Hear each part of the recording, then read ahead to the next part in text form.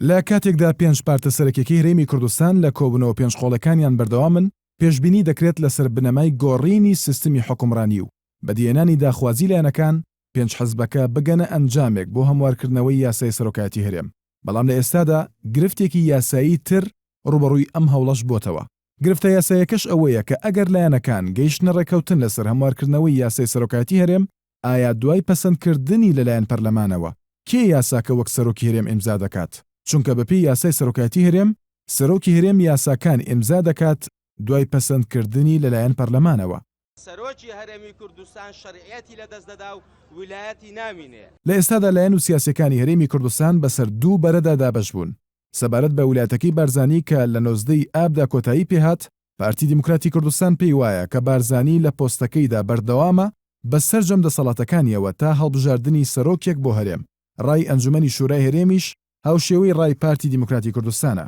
لە بەرامبەردا گۆڕان و یەکێتی و کۆمەڵ ئاماژە بۆ دەکەن کە بەپێی یاسای ژمارە 1 ساڵی 2005 سەرۆکایەتی هەرێمی کوردستان، سەرۆکی پەرلەمان ئەرک و فەرمانەکانی سەرۆکی هەرێم هەڵدەسوڕێنێ تاوەکو 60 ڕۆژ و ئەنجامدانی هەڵبژاردن بۆ سەرۆکێکی نوێ. ڕای ئەنجومەنی شورا تەنها ڕاوێژکاریە. سەرۆکی پەرلەمانی کوردستان لە دیدارێکی تایبەتدا لەگەڵ NRT ڕایگەیاند بۆ چوونەکەی ئەنجومەنی شورا بۆ پەرلەمانی کوردستان ئیلزامی نییە.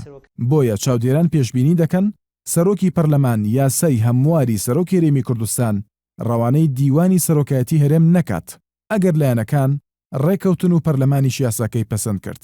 بۆیە ئەگەر دوای سازانی لایەنە سیاسەکان پەرلەمان یاسای هەمواری سەرۆکایەتی هەرێم پەسەند کات، دوو ئەگەر لە ئارادا دەبێت.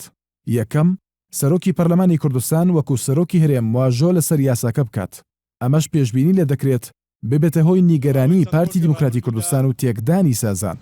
هەوڵێک هەبوو بە ئاراستەی لەباربردنی یەک ڕیزی نیشتیمانی، هەر بۆیە پێدەچێت لە چەند ڕۆژی داهاتوودا لایەنەکان لەسەر ئەم بابەتەش سازان بکەن.